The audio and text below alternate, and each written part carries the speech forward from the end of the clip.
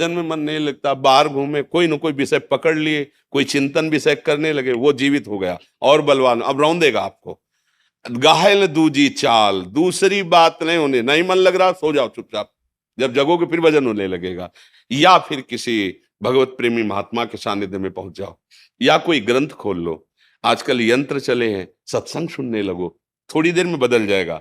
क्योंकि रजोगुण तमोगुण का प्रभाव आया है, इसलिए भजन में रुचि नहीं हो रही। जहां थोड़ा सात्विक सेवन हुआ, वृद्धि वृत्ति बदल जाएगी, भगवत चिंतन बनने लगे। उसमें घबराने की जरूरत नहीं है, धैर्य पूर्वक चलिए, और जब उसे स्वाद मिल जाएगा प्रिया प्रीतम का, तो ये शिकायत खत्म हो जाएगी, फिर भजन करना नहीं पड़ता। जैसे हम विषय चिंतन स्वाभाविक होता है, क्योंकि विषयों का स्वाद मन को मिल गया है।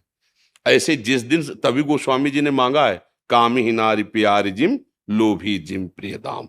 स्वाद मिल गया जिस दिन इसे, नाम का, रूप का, लीला का, धाम का, फिर ये हटाए नहीं हटेगा। जैसे आज हम विषयों से हटाना चाहते तो नहीं हट रहा, ऐसे कल भजन से भी हटाना चाहो तो हटा नहीं सकते। एक बार इसे पकड़ा दो, धीरे धीरे सत्संग के द्वारा गुरु चरण आश्रित होकर नाम जप करते हुए, वाणी गायन गाते हुए हम इसको मन को पकड़ा दें, इसे अभ्यास कहते हैं।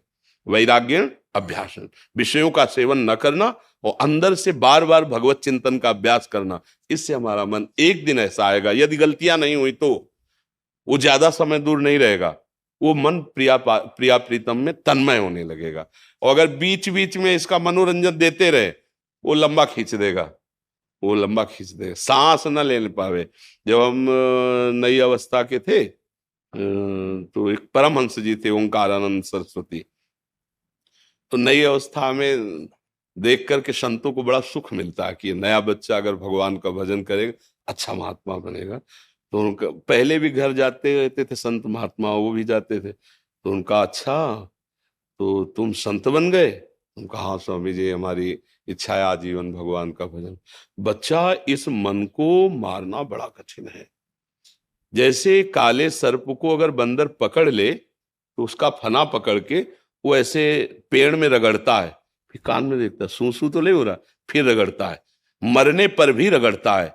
ऐसे नाम में, शास्त्र स्वाध्याय में, गुरुजनों की आज्ञा में मन को रगड़ रगड़ के मारते, मन का अस्तित्व न रह जाए, सोई महात्मा। और अगर मन बचा रहा तो कभी न कभी वो गिरा देगा, दुश्मन है। तो इस मन को अमना कर देना, मन में कोई चाह भोगों की ना रह जाना, यही मन की स्थिति है, अमना स्थिति। अगर मन में चाह भोगों की है तो सतर्क रहना चाहिए, ये जहरीला सांप है, डस लेगा। और इसका जहर अभी तक नहीं उतरा जब से सृष्टि रची गई। वही काम वेदना, वही क्रोध, वही लोभ, वही मोह, वही मद। आज अवसर मिला है, गुरु बहुत बड़े विष उतारने वाले मिल गए, और नाम मंत्र जो मिला है ना, वो विष का नाश करेगा। अब हम चूक नहीं करेंगे, अब इस मन रूपी दुश्मन को मारेंगे, सर्प को मारेंगे। बस इसकी मार यही कि इसकी मांगी हुई अधर्ममयी क्रियाएं ना की जाए। अभी कोई बिरला परमार्थी ही कर सकता है। विषयी पुरुष तो भाई आज होटल में चलते खाते हैं, वो तो मन को दुलार करने में परेशान है। लेकिन साधु क्या करता है? मन को मारता है। जो मन को मारता है वही महात्मा कहा जाता है। एक दिन वही भगवत प्रेम को प्राप्त होता है।